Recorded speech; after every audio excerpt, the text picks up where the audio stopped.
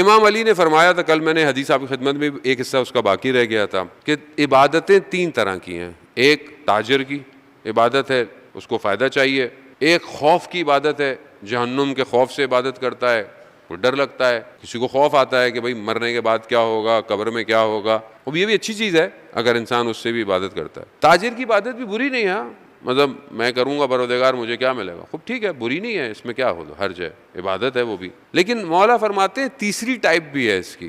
تیسری ٹائپ کیا ہے کہ پروردگار ایک عبادت ایسی ہے کہ جو شوق سے کی جاتی ہے. کیوں؟ کیونکہ پروردگار تو عبادت کے لائق ہے، میں تیری عبادت کر رہا ہوں. وہاں نہ جنت کے لین دین کی وجہ سے ہے، نہ جہنم کے خوف کی وجہ سے ہے، تو لائق عبادت ہے. یہ کیسے ہوگا؟ یہ تب ہوگا کہ جب ہم خدا کو پہچانیں گے. مطلب جب آپ پہچانیں گے تب آپ کو کہنا نہیں پڑے گا کہ نماز کا وقت ہو گیا ہے، یا نماز نہیں پڑھی، یا روزہ نہیں رکھا، یا حرام کیوں کر، ایسا کہنا نہیں پڑے گا. یعنی جب وجود اس وجود کو محسوس کرنے لگتا ہے تو پھر خود ملائکہ آ کر اس کو اٹھاتے ہیں. ملائکہ، ایک شہید نے اپنے وصیت نامے میں لکھا تھا، مرنے کے بعد اس کا وہ پرنٹ ہوا، تو اس نے لکھا تھا کہ میری زندگی کا سب سے تاریک دن تھا کہ جب میں صبح اٹھا تو سورج نکلا ہوا تھا. میری زندگی کا سب سے تاریک، ڈارک. کیوں؟ میری فجر کی نماز قضا ہوگی. کیوں سوچ رہا ہے ایسا؟ کیونکہ اسے پتا ہے کہ اصل روشنی پروردگار ہے. اب جو شخص کو یہ پتا چل جائے، آیت اللہ عظمہ بہجت ارشاد فرماتے ہیں کہ جسے خدا کے وجود کا احساس ہو جائے وہ گناہ نہیں کرتا. گناہ نہیں کرتا جسے احساس ہو جائے. عشق اور محبت.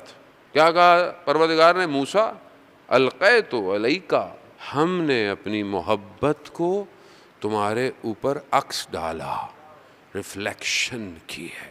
یہ محبت تو تھی. پھر دیکھیں حضرت موسیٰ نے کیا کیا. ہمیں اپنے کہاں آئے یہ محبت؟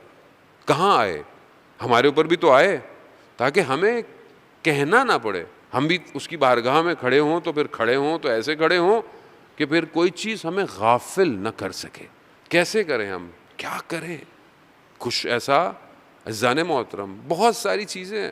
یعنی پہلی چیز طلب ہے، طلب، ریکوائرمنٹ. جیسے آپ کو بھوک لگتی ہے، آپ کھانا مانگتے ہیں، آپ کو کوئی چیز کی ڈیمانڈ ہے، آپ کہتے ہیں.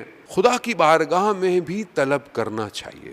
خدا مجھے اپنی محبت دے. کیوں؟ وقت بہت تھوڑا سا رہ گیا. محبت خدا کس کو دیتا ہے؟ پھر حدیث کا سہارا لوں گا میں. حدیث معراج میں جب رسول خدا گئے، معراج پہ پروردگار نے اپنے محبوب سے بہت ساری گفتگو کی ہے. ایک گفتگو کا حصہ اس میں سے ایک حدیث. پروردگار کہتا ہے کہ اے احمد، میں جس کے عمل سے راضی ہو جاتا ہوں، جس کے عمل سے، کوئی بھی عمل آپ کرتے ہیں، جس کے عمل سے میں راضی ہو جاتا ہوں اس کو میں اپنی محبت چکھاتا ہوں، اور ایسی چکھاتا ہوں کہ دنیا کی ساری محبتیں وہ بھول جاتا ہے. اب میں کون سا ایسا عمل کروں کہ خدا تو مجھ سے راضی ہو؟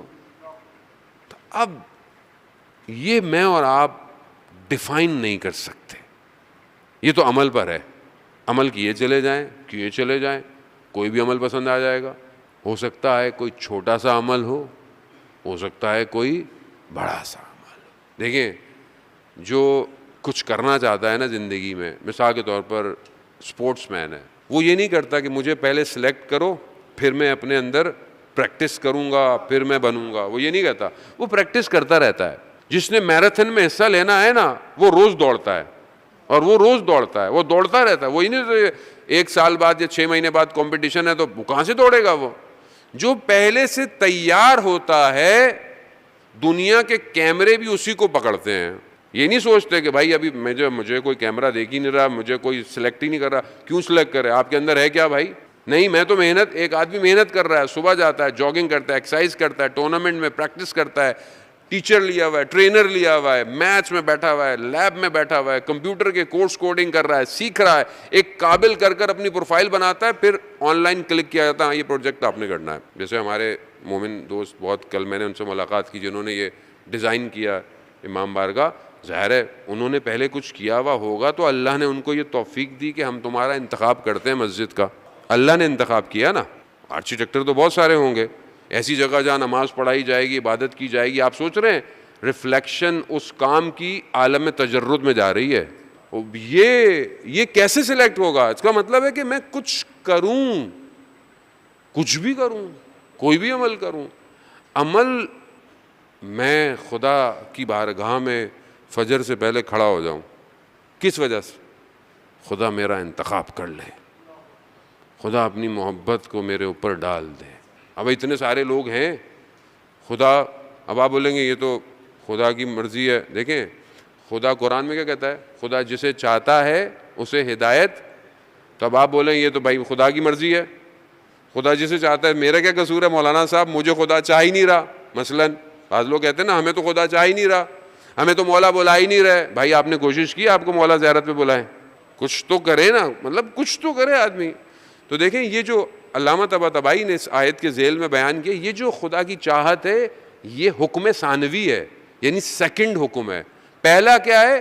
ریس میں کھڑے ہوں گے, جب سٹارٹ کا حکم ہوگا جو قدم آگے بڑھائے گا خدا اس کو اور آگے لے کے جائے گا. جس نے آگے قدم بڑھایا ہی نہیں ہے اب وہ کہہ رہا خدا مجھے چاہ ہی نہیں رہا. بھائی آپ ایک قدم آگے تو بڑھائیں. خدا حدیث قدسی میں کیا کہتا ہے؟ تم ایک قدم بڑھاؤ میں 10 قدم بڑھاؤں گا.